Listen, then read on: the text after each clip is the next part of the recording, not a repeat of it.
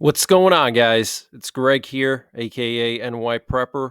It is Saturday, March 2nd, 2024, and I have some breaking news to share with you guys. Right now, it is 22:18 Eastern Time here in the United States, and we have some major breaking news coming in from Eastern Europe. And right now, we have a U.S. nuclear war command and control plane in the air over North Carolina. And this is the fourth nuclear war command and control plane that was in the air today. We also had this nuclear war command and control plane doing loops over Offutt Air Base all night. It was doing touch and goes, which is extremely unusual for a Saturday night. Usually weekends are quieter for these planes, but doesn't look like they're slowing down at all. So here were the three other nuclear war command and control planes that were in the air earlier today. So this is a sign that U.S. nuclear forces are still on high alert. We have some major breaking news coming in from Ukraine and Russia. So earlier today, Ukraine attacked a port in St. Petersburg, Russia, with drones. They attacked the port of Branka, according to Russian media. There was also a Ukrainian drone allegedly shot down over Belgorod in Russia. And then there were kabooms reported at an oil terminal in Feodosia, Crimea, which is right over here, not too far from the Kerch Bridge, which, interestingly, just the other day, there was information that leaked out from Germany that top German military officials were discussing how to destroy the Crimean Bridge with Taurus missiles. And then earlier in the week, Germany leaked out that Britain has forces in Ukraine that are helping the Ukrainians use the Storm Shadow cruise missiles. So this is very, very serious, guys. This is where Feodosia is, right over here. So there was some kind of an oil terminal that was hit there by the Ukrainians, or shall I say by the British, because the British are the ones that are operating the missiles, supposedly, according to Germany. And here's the Kerch Bridge. We currently have a closure on the Kerch Bridge. Apparently, authorities have blocked traffic on the bridge since 3:40 a.m. local time, and apparently residents heard multiple kabooms near Feodosia earlier, so the bridge is shut down right now. You can see there's some traffic here, but looks like the Crimean Bridge is going to be hit this year, guys. We also heard 2 weeks ago the heads of Ukrainian intelligence saying that they're going to hit the Crimean Bridge. It's just a matter of when, not if. And the head of Ukraine's military intelligence, Kirill Budanov, issued a warning to Russian civilians not to use the Crimean Bridge. So NATO and Ukraine are definitely planning something here. And we had that bombshell information come out yesterday that the German military was planning how to destroy the Crimean Bridge. That is very, very serious. And the Finnish president, Alexander Stubb, has boasted that NATO membership gives his country a real nuclear deterrent in the form of American missiles. At his inauguration on Friday, Stubb promised to lead the Nordic nation into a new era of military partnership with the West. Finland must have a real nuclear deterrent, and that's what we have because NATO practically gives us three deterrences through our membership, he said. The first is military, i.e. soldiers. The second is missiles, i.e. ammunition. And the third is a nuclear deterrent, which comes from the United States. So I don't know if this means that the U.S. is going to move nuclear weapons into Finland. Finland said that they have no plans to do that. Russia is extremely concerned about that happening. And if the U.S. does move nuclear weapons into Finland, that would be a cause for Russia to attack NATO.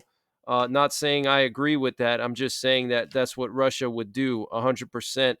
Okay, if they found out that there were nuclear weapons in Finland, they would most definitely strike NATO in some way. But he's talking about a nuclear deterrent, which comes from the United States, and he's talking about nuclear sharing, probably, okay, because other NATO countries, they have what's known as the nuclear sharing program.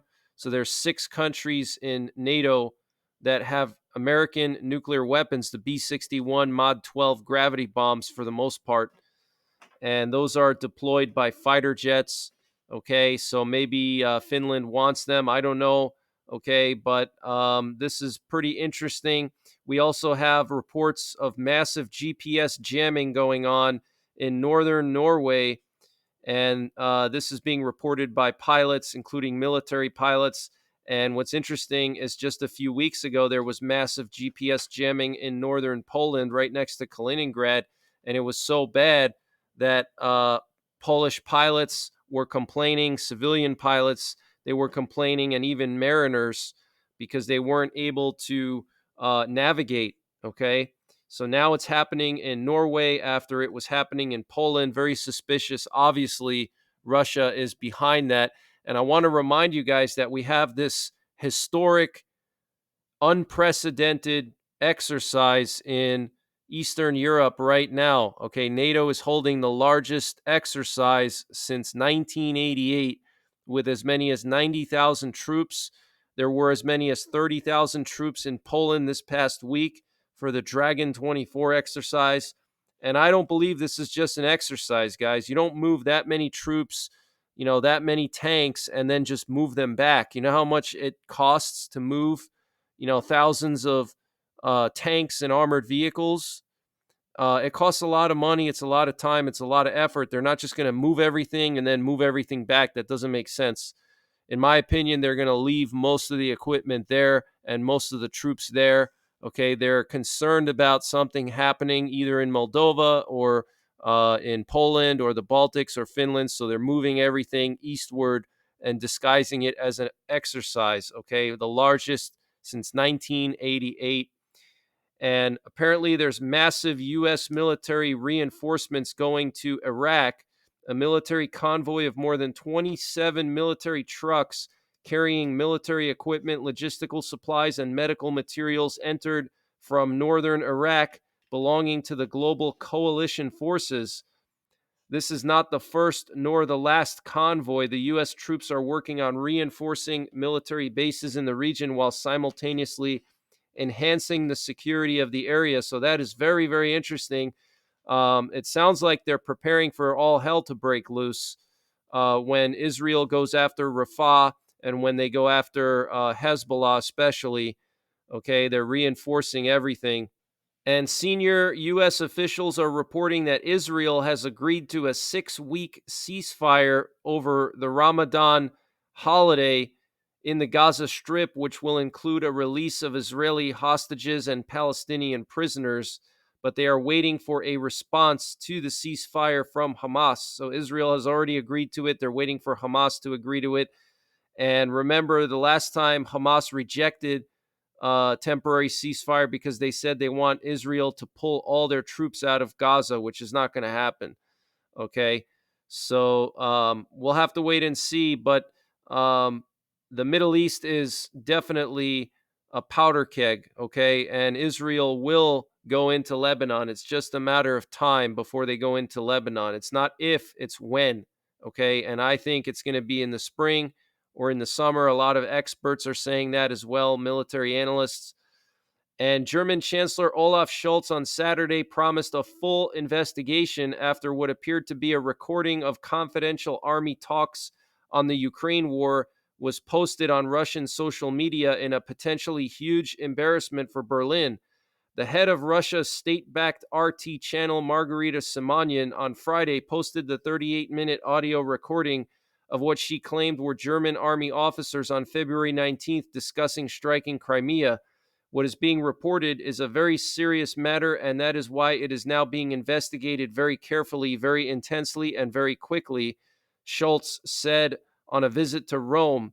In the recording, discussions can be heard on the possible use by Ukrainian forces of German-made Taurus missiles and their potential impact. Topics include aiming the missiles at targets such as a key bridge over the Kerch Strait, linking the Russian mainland to Crimea, which was annexed by Russia in 2014. The discussions also cover the use of missiles provided to Kyiv by France and Britain. Experts consulted by Der Spiegel magazine said they believe the recording was authentic. A defense ministry spokeswoman told AFP it was investigating whether communications in the Air Force sector were intercepted. Rodrich Kieswetter from Germany's opposition conservatives warned that further recordings may also be leaked. A number of other conversations will certainly have been intercepted and may be leaked at a later date for Russia's benefit, he told broadcaster ZDF. It can be assumed that the conversation was deliberately leaked by Russia at this point in time with a specific intention, namely to prevent tourist delivery by Germany, he said. According to Der Spiegel, the video conference was held not on a secret internal army network, but on the WebEx platform. Now, one thing about WebEx, guys, is WebEx has been hacked so many times. It has a lot of vulnerabilities. It's very easy to hack WebEx. So it sounds like Russian military hackers have breached the German Air Force, and I'm sure they've recorded all kinds of stuff, not just that one conversation. Now, it is circulating on social media. If you want to check it out, it is very long, 38 minutes. I wish I could go through it with you, but unfortunately, I just don't have the time to do that in a video. Maybe later on next week or this coming week in a live stream, we can go through that together. The Russian military has temporarily stopped flying A-50s near the front line due to the high frequency of shootdowns, according to British intelligence reports. Following the destruction of a second A-50 spy plane in a short period, the Russian military has decided to cease their use near the front line. Okay, the A-50 is an AWACS plane that Russia has, and already two of them have been shot down. And Ukraine is preparing to receive the first batch of ammunition found by the Czech Republic. The first shells may arrive within a few weeks. And there's currently a big shootout ongoing tonight in the North Caucasus between partisans and the Russian FSB in Ingushetia. The fighting is reportedly localized in an apartment where security forces have blockaded alleged militants. Witnesses said the fight involved grenade launchers and automatic weapons. Wow. And another Russian Sukhoi 34 fighter jet was shot down. That's bringing the total now to 13 Sukhoi 34s shot down by Ukraine in the last few weeks.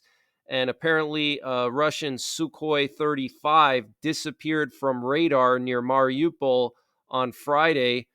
And this could mean that it was shot down as well. So that would bring the total to 14 Sukhoi fighter jets shot down in the last 2 weeks.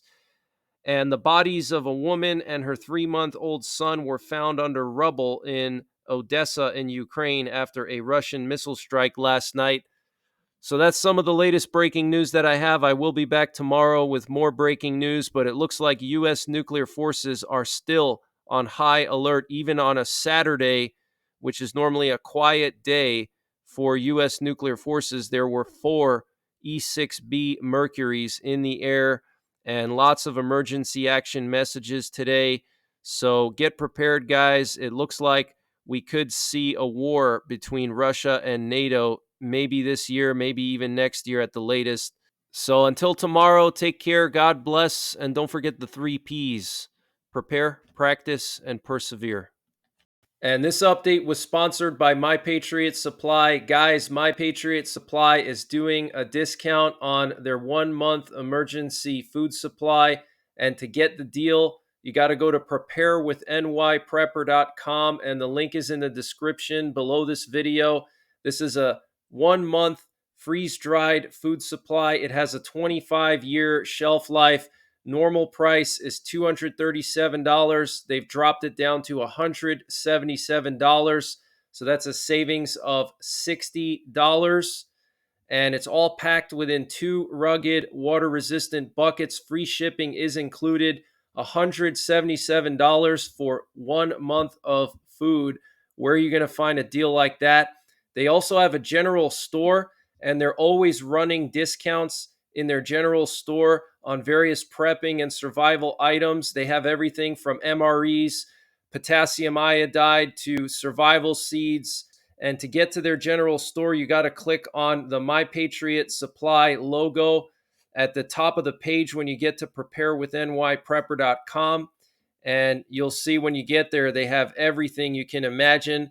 So use the link preparewithnyprepper.com to get $60 off the My Patriot Supply 1 month emergency food supply. That's $180 for 1 month of food, free shipping included. The link is in the description below this video. And also check out their general store. They have everything you can imagine prepping and survival related, and they're always running various discounts there.